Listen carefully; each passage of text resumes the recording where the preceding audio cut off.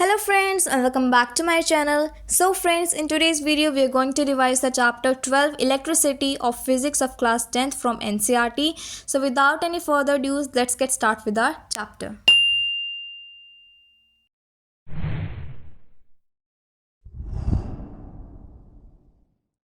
So friends, इस video में हम पूरे इलेक्ट्रिसिटी चैप्टर की एनसीईआरटी कवर करने वाले हैं। जो भी हमारे मेन टॉपिक्स हैं एनसीईआरटी में, उनमें क्या क्या चीज़ें मेन है वो मैं आपको समझाने वाली हूँ। तो चलिए अब हम फर्स्ट टॉपिक की तरफ चलते हैं, दैट इज़ इलेक्ट्रिक करंट। तो इलेक्ट्रिसिटी चैप्टर है, उसमें सबसे पहला टॉपिक यही आता है कि एक इलेक्ट्रिक करंट क्या होता है। सो इलेक्ट्रिक करंट को हम डिफाइन कर सकते हैं as a rate of flow of charge in a conductor, यानी कि एक जो चार्ज है उसका रेट ऑफ फ्लो क्या है, यानी कि किस रेट से एक चार्ज जो है एक कंडक्टर में मूव करता है, फ्लो करता है, वो होता है इलेक्ट्रिक करंट। या फिर आसान भाषा में बोले so electric current is expressed by the amount of charge flowing through a particular area in unit time, यानी कि जितना हमारा चार्ज एक यूनिट टाइम में फ्लो करता है वो होता है हमारा इलेक्ट्रिक करंट। ओके, नाउ हमारे पास नेक्स्ट आता है इलेक्ट्रिक सर्किट। इलेक्ट्रिक सर्किट क्या होता है? It is a closed and continuous path of electric current. मतलब कि अगर हम करंट को एक क्लोज्ड और कंटिन्यूस पाथ बना देते हैं जिसमें करंट फ्लो करता है, तो उस पूरे पाथ को हम क्या बोलते हैं? इलेक्ट्रिक सर्किट बोलते हैं। तो electric circuit is the closed and continuous path of electric current.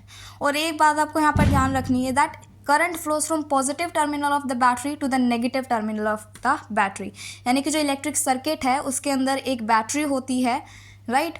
तो उस बैटरी के पॉजिटिव टर्मिनल से लेकर जो है करंट फ्लो करता है और नेगेटिव टर्मिनल की तरफ आता है। क्यों? क्योंकि जो एनर्जी है, जो हमारे इलेक्ट्रिक करंट है, वो हायर कंसंट्रेशन से लोअर कंसंट्रेशन की तरफ जाता है, राइट। तो इसीलिए current flows from positive terminal of the battery to the negative terminal of the battery. और सेकेंडली हमें ये भी ध्यान रखना है कि जो फ्लो ऑफ इलेक्ट्रिक करंट है वो फ्लो ऑफ इलेक्ट्रॉन्स के डायरेक्शन से अपोजिट होता है, यानी कि अगर इलेक्ट्रॉन्स इस डायरेक्शन में हमारे जा रहे हैं, फ्लो कर रहे हैं, तो इलेक्ट्रिक करंट उसके अपोजिट डायरेक्शन में फ्लो करेगा, दैट इज़ वेस्ट डायरेक्शन में। तो ये हमारा पहला टॉपिक हो गया। Now let's move towards the next one. तो अब हमारे पास आता है इलेक्ट्रिक करंट की एसआई यूनिट, जो कि होती है एम्पियर, जिसे हम कैपिटल ए से डिनोट करते हैं। और हम एम्पियर यानी कि इलेक्ट्रिक करंट को किस तरीके से निकाल सकते हैं, इसका एक फॉर्मूला होता है, जैसे कि आप नीचे देख सकते हैं, दैट इज़ Q/T, जहाँ पर Q होता है इलेक्ट्रिक चार्ज और T होता है टाइम। चार्ज जो होता है उसका एसआई यूनिट होता है कूलम, यानी कि हम चार्ज को जो है कूलम में मेजर करते हैं। अब 1 कूलम जो होता है उसमें 6 × 10⁻18 इलेक्ट्रॉन्स का चार्ज होता है, यानी कि उसके अंदर 6 × 10⁻18 नंबर ऑफ इलेक्ट्रॉन्स होते हैं एक कूलम के अंदर। और एक इलेक्ट्रॉन के अंदर कितना चार्ज होता है? That is 1.6 × 10⁻19 coulomb. तो ये आपको याद रखना है, आपको न्यूमेरिकल्स में भी जो हमारा जो डेटा है वो काम आने वाला। तो उसके बाद में टाइम को हम किस में मेजर करते हैं? सेकेंड्स में, क्योंकि यही इसकी एसआई यूनिट होती है, ठीक है। उसके बाद में हमारे पास एम्पियर, एग्जाम में पूछा जाता है कि 1 एम्पियर क्या होता है, तो हम क्या लिखेंगे? That 1 ampere is the flow of 1 coulomb of charge पर सेकेंड, यानी कि जब 1 कूलम ऑफ चार्ज फ्लो करता है 1 सेकेंड में, तो हमारा 1 एम्पियर करंट जो है वो जनरेट होता है, ठीक है। उसके बाद में हमारे पास आता है पोटेंशियल डिफरेंस। पोटेंशियल डिफरेंस क्या होता है? It is the work done to move a unit charge from one point to another in an electric circuit, यानी कि एक पॉइंट से दूसरे पॉइंट तक इलेक्ट्रिक करंट को पहुंचाना या फिर इलेक्ट्रिक चार्ज को पहुंचाना, ये क्या होता है? इलेक्ट्रिक पोटेंशियल डिफरेंस होता है, ठीक है। Electric potential difference is the work done to move a unit charge from one point to another. इसके बाद में इसका फॉर्मूला क्या होता है? सबसे पहले हम इसे V से डिनोट करते हैं और इसका फॉर्मूला होता है वर्क डन अपॉन चार्ज, यानी कि जितना वर्क डन हुआ है उसके बाद में जितना चार्ज लगा है उसके हेल्प से हमारे पास क्या आता है? हमारे पास पोटेंशियल डिफरेंस आती है। अब जो पोटेंशियल डिफरेंस है हम उसे वोल्ट में मेजर करते हैं, उसकी एसआई यूनिट क्या होती है? वोल्ट होती है, जैसे कि आप यहाँ पर देख सकते हैं। और उसके बाद में 1 वोल्ट की डेफिनेशन क्या होती है? It is the 1 volt of potential difference is created when 1 joule of work is done to move 1 coulomb of charge from one point to another, यानी कि अगर हम 1 जूल ऑफ वर्क करते हैं एक कूलम को, चार्ज को 1 पॉइंट से दूसरे पॉइंट से लेके जाने तक, तो उसमें हमारा क्या होता है? 1 वोल्ट ऑफ पोटेंशियल डिफरेंस चाहिए होता है। इसके बाद में जो वोल्ट है, जो इसकी एसआई यूनिट है पोटेंशियल डिफरेंस की, ये एक साइंटिस्ट के नाम पर है जिसका नाम क्या है? अलेजेंड्रो वोल्टा। इसी के नाम पे क्या है, वोल्ट जो है हमारी एसआई यूनिट बनी है पोटेंशियल डिफरेंस की। तो हमारे पास पोटेंशियल डिफरेंस भी हो गया। नेक्स्ट हमारे पास आता है सर्किट डायग्राम, यानी कि हम जो भी चीज़ें यूज़ करते हैं इलेक्ट्रिक करंट को जनरेट करने के लिए, तो उसमें हमें क्या क्या चीज़ें चाहिए रहती होती है ताकि हम क्या कर सकते हैं, इलेक्ट्रिक सर्किट को बना सकते हैं। तो यहाँ पर यही होता है सर्किट डायग्राम, जहाँ पर इसमें बहुत सारे कंपोनेंट्स होते हैं जिसमें हम क्या बनाते हैं, इलेक्ट्रिक सर्किट बनाते हैं।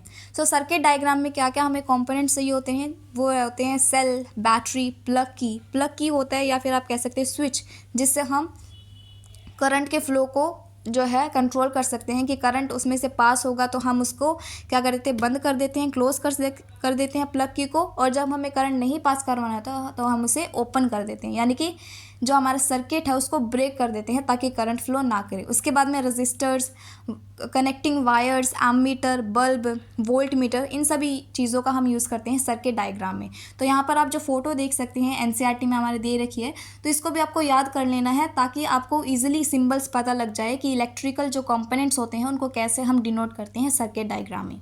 ठीक है, उसके बाद में नेक्स्ट हमारे पास आता है ओम्स लॉ, जो है वो हमारे इस पूरे चैप्टर का बहुत ज़्यादा इंपॉर्टेंट टॉपिक है जहाँ से बहुत सारे क्वेश्चंस पूछे जाते हैं। तो अब देखते हैं कि ओम्स लॉ होता क्या है।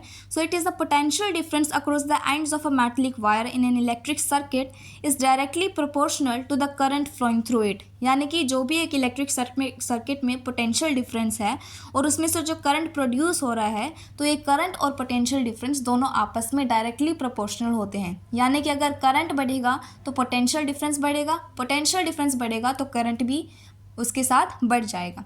तो इसी से ओम्स लॉ के साथ हमारे पास एक नया फॉर्मूला आता है, that is V is equal to I R, जहाँ पर R क्या है, एक कांस्टेंट है प्रोपोर्शनैलिटी का, जिसमें हम R है क्या, किससे हम डिनोट करते हैं, दैट इज रेजिस्टेंस। रेजिस्टेंस हमारे पास अब एक नया टॉपिक यहाँ पर जुड़ जाता है, right. So V is equal to I R, इस फॉर्मूले से हम और नए फॉर्मूले बना सकते हैं, जैसे कि I is equal to V by R, या फिर R is equal to V by I. तो यहाँ पर न्यूमेरिकल्स में आपको इस फॉर्मूला का बहुत ज़्यादा यूज़ होने वाला है, जहाँ पर आप अलग अलग चीज़ें इस फॉर्मूला से निकाल सकते हैं। उसके बाद में नेक्स्ट हमारे पास आता है रेजिस्टेंस, जो कि हमने पीछे ओम्स लॉ में क्या किया था, एक कांस्टेंट ऑफ प्रोपोर्शनैलिटी की तरह यूज़ किया था। अब रेजिस्टेंस क्या होता है, it is the ability of a conductor to resist the flow of current. यानी कि जो भी एक कंडक्टर में करंट फ्लो कर रहा है उसको रेजिस्ट करना, यानी कि उसको रोकना, वो क्या होता है, उस एबिलिटी को बोलते हैं रेजिस्टेंस, राइट। तो अगर कोई भी कंडक्टर होता है जिसमें से करंट फ्लो कर रहा है, उनके अलग अलग रेजिस्टेंस होते हैं, यानी कि उनकी अलग अलग एबिलिटीज़ होती हैं जिससे वो करंट को रोकते हैं। जैसे कि कुछ होते हैं बहुत ही अच्छे कंडक्टर्स होते हैं जिनकी रेजिस्टेंस कम होती है, इसलिए करंट उसमें अच्छे से फ्लो कर पाता है। लेकिन कुछ होते हैं इंसुलेटर जिसके रेजिस्टेंस इतनी ज़्यादा होती है कि करंट उसमें से पास नहीं कर पाता है। ठीक है, उसके बाद में इसकी एसआई यूनिट आती है, दैट इज़ ओम। ओम जो है इसकी एसआई यूनिट है रेजिस्टेंस की, और आप जो इसके साथ में सिंबल देख सकते हैं, ये ग्रीक सिंबल है जिससे हम रेजिस्टेंस को डिनोट करते हैं। उसके बाद में आर का जो फॉर्मूला है वो ओम्स लॉ से डिराइव होता है, that is R is equal to V by I. इसके बाद में 1 ओम की डेफिनेशन आती है कि 1 ओम क्या होता है। So 1 ohm is a resistance equal to flow of 1 ampere of current in a conductor between two points having potential difference 1 volt। यानी कि एक कंडक्टर में जिसका पोटेंशियल डिफरेंस 1 वोल्ट है, उसमें से 1 एम्पियर ऑफ करंट को जो रेजिस्ट करता है, 1 एम्पियर ऑफ करंट को जो रेजिस्ट कर पाता है, उस रेजिस्टेंस को बोलते हैं 1 ओम। इसके बाद में हमारे पास आते हैं factors on which resistance depends. सबसे पहला आता है नेचर ऑफ कंडक्टर या फिर मटेरियल, यानी कि जिससे करंट फ्लो कर रहा है उसका नेचर क्या है। नेचर यानी कि या तो वो गुड कंडक्टर्स होते हैं, या सेमी कंडक्टर्स हो सकते हैं, या फिर इंसुलेटर्स हो सकते हैं। जैसे कि मैंने आपको पहले भी बताया कि जो कंडक्टर्स होते हैं वो उनकी रेजिस्टेंस कम होती है, जिसकी वजह से वो ज़्यादा करंट को फ्लो करने देते हैं। लेकिन इंसुलेटर्स क्या होते हैं, उनकी रेजिस्टेंस हाई होती है, इसकी वजह से वो ज़्यादा जो करंट है उसको रोक देते हैं, जिसकी वजह से करंट फ्लो नहीं कर पाता है। सो यहाँ से हम ये भी डिराइव कर सकते हैं, the resistance is inversely proportion to the amount of current flowing through a conductor. क्योंकि अगर रेजिस्टेंस बढ़ेगा तो करंट कम हो जाएगा, करंट बढ़ेगा तो मतलब कि रेजिस्टेंस कम है। इसके बाद में गुड कंडक्टर्स वो होते हैं जिनकी रेजिस्टेंस कम होती है, इंसुलेटर वो होते हैं या फिर बैड कंडक्टर वो होते हैं जिनके रेजिस्टेंस ज़्यादा होती है, क्योंकि वो करंट को फ्लो नहीं होने देते हैं। उसके बाद में नेक्स्ट आती है लेंथ ऑफ कंडक्टर। रेजिस्टेंस जो है वो डायरेक्टली प्रोपोर्शनल होती है लेंथ ऑफ कंडक्टर जिसमें रेजिस्टेंस जो है वो लगा हुआ है। यानी कि अगर लेंथ बढ़ जाएगी जिसमें से करंट फ्लो कर रहा है तो रेजिस्टेंस भी बढ़ जाएगी। राइट। उसके बाद में नेक्स्ट जो फैक्टर डिपेंड करता है रेजिस्टेंस पे, वो होता है एरिया ऑफ क्रॉस सेक्शन। यहाँ पर जो रेजिस्टेंस है वो इन्वर्सली प्रोपोर्शनल है एरिया ऑफ क्रॉस सेक्शन के, यानी कि जितनी मोटी वायर होगी उतना रेजिस्टेंस कम हो जाएगा। क्यों? क्योंकि जितनी मोटी वायर होगी इसको करंट, ज़्यादा इलेक्ट्रॉन्स हो जाएंगे जिसकी वजह से ज़्यादा करंट फ्लो कर पाएगा, और करंट ज़्यादा होगा तो रेजिस्टेंस ऑब्वियसली कम हो जाएगी। So that is why resistance is inversely proportional to the area of cross section. अब हमने जो ये लास्ट 2 पॉइंट पढ़े हैं, that is resistance is directly proportion to the length and resistance is inversely proportion to the area of cross section of a conductor.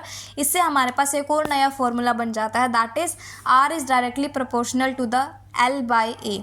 अब यहाँ पर proportional के साइन को हटाने के लिए हम क्या करते हैं, यहाँ पर एक और कांस्टेंट को ऐड कर देते हैं, जैसा कि हमने ओम्स लॉ में किया था, जो कि यहाँ पर क्या है, रो। रो क्या होती है? Electrical resistivity. तो यहाँ पर आप फॉर्मूला देख सकते हैं that R is equal to, यानी कि resistance is equal to resistivity into length of conductor over area of cross section of the conductor. तो इस फॉर्मूला को भी आपको जो है अच्छे से याद कर लेना है।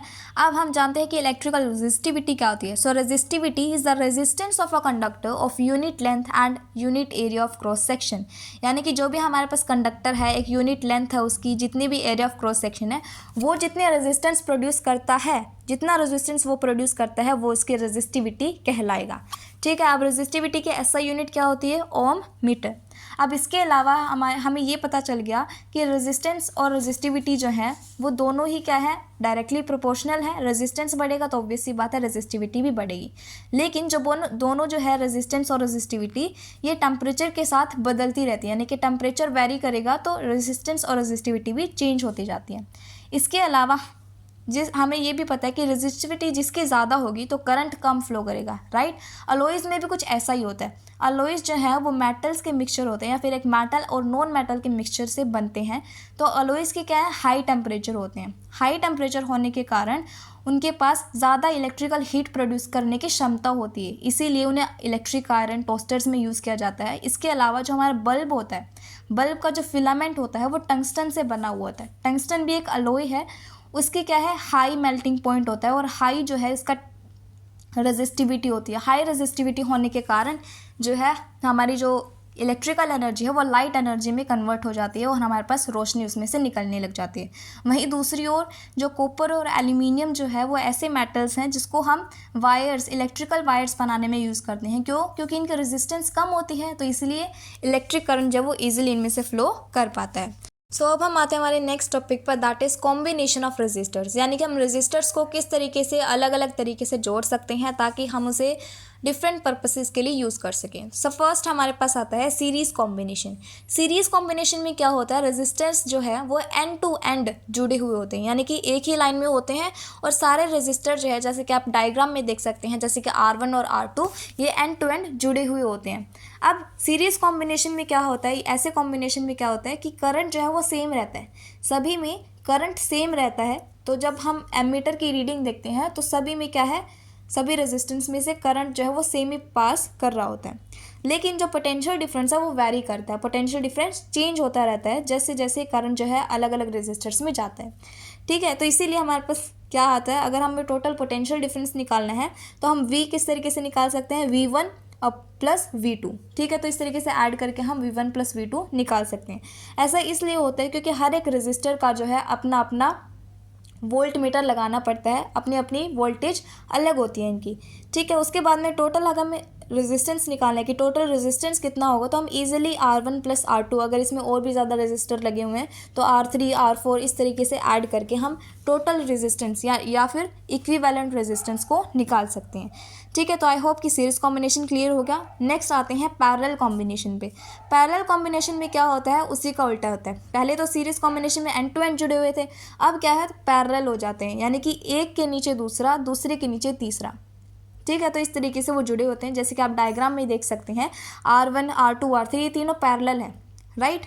और इनके बीच में जो है जो पोटेंशियल डिफरेंस जो है वो सेम रहता है, क्योंकि आप देख सकते हैं डायग्राम में कि वोल्ट मीटर जो है वो सिर्फ दो ही एंड पर लगा हुआ है, राइट। इसकी वजह से क्या, पोटेंशियल डिफरेंस दो एंड्स के बीच में तो सेम ही रहता है, तो इसीलिए पोटेंशियल डिफरेंस सेम होता है, लेकिन करंट वेरी करता है। तो जिस तरीके से सीरीज कॉम्बिनेशन में हमने पोटेंशियल डिफरेंस को ऐड किया था और फिर हमारे पास टोटल पोटेंशियल डिफरेंस आया था, उसी तरीके से यहाँ पर हम करंट को I1 plus I2 plus I3 करके निकाल सकते हैं।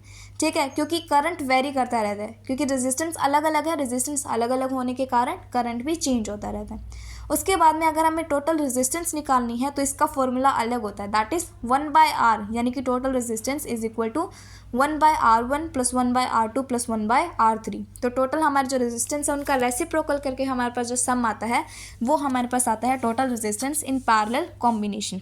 तो हमने ये भी देख लिया कि वोल्टेज है वो सेम रहता है, पोटेंशियल डिफरेंस सेम रहता है, लेकिन करंट वेरी करता रहता है बिकॉज वो अलग अलग रेजिस्टेंस में डिवाइड हो जाता है।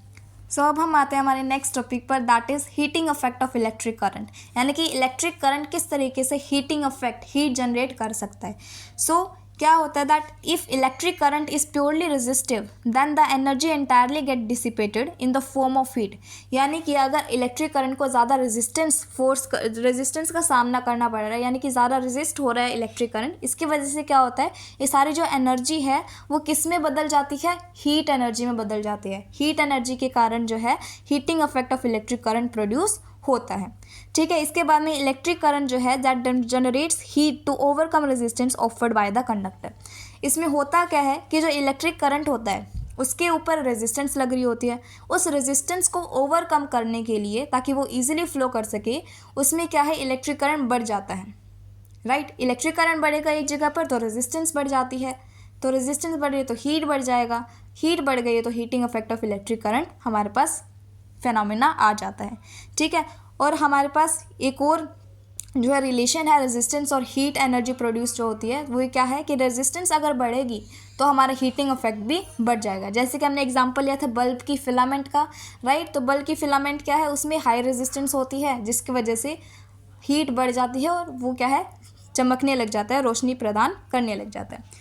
उसके बाद में नेक्स्ट हमारे पास आता है जूल्स लॉ ऑफ हीटिंग। अब जूल्स लॉ ऑफ हीटिंग क्या है, सेम ही है, इसमें बस हमारा फॉर्मूला डिराइव हो रहा है। सबसे पहले हम देखते हैं कि हमारे जो heating effect of electric current है वो किस चीज़ से जो है फैक्टर्स पे डिपेंड करता है। पहला फैक्टर है दैट हीट जो है जनरेट होती है इलेक्ट्रिक करंट में, that is directly proportion to the square of the current, यानी कि जितना ज़्यादा करंट होगा हीट भी उतना बढ़ेगा, लेकिन यहाँ पर हमें क्या लेना है, स्क्वायर ऑफ द करंट।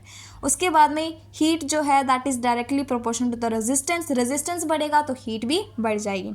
इसके अलावा टाइम, यानी कि जितना ज़्यादा टाइम तक हीट प्रोड्यूस होगा उतना, मतलब जितना ज़्यादा टाइम तक रेजिस्टेंस ज़्यादा रहेगा तो उतना ज़्यादा हीट प्रोड्यूस हो जाएगा। ठीक है, तो अब इन तीनों जो हमारे फैक्टर्स हैं जिस पे हमारी हीट प्रोड्यूस डिपेंड करती है, इससे हमारे पास एक नया फॉर्मूला आ जाता है that is H is equal to I square R T. H is equal to I square R T. तो ये हमारा है जूल्स लॉ ऑफ हीटिंग जिसमें हमने एक फॉर्मूले को डिराइव किया है। ठीक है, और इसी फॉर्मूले से हम बाकी और फॉर्मूले भी डिराइव कर सकते हैं, जैसे कि H is equal to V into I into T.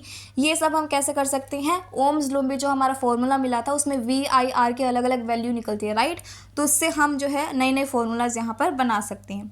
उसके बाद में आता है applications of heating effect of electric current, यानी कि ये कहाँ पर यूज़ किया जाता है। सबसे पहला है फिलामेंट ऑफ द बल्ब, जैसे कि मैंने आपको समझा ही दिया। उसके बाद में फ्यूज़ क्या होता है, एक ये जो है इलेक्ट्रिकल डिवाइसेस में यूज़ किया जाता है। एक सेफ्टी डिवाइस होता है जिसमें जो है एक पतली सी वायर होती है। ये पतली सी वायर जो होता है इसके लो मेल्टिंग पॉइंट होता है। अब लो मेल्टिंग पॉइंट किस लिए होता है मैं आपको समझाती हूँ कि अगर सपोज़ करो कि एक वायर से बहुत ज़्यादा करंट जो है वो पास कर रहा है।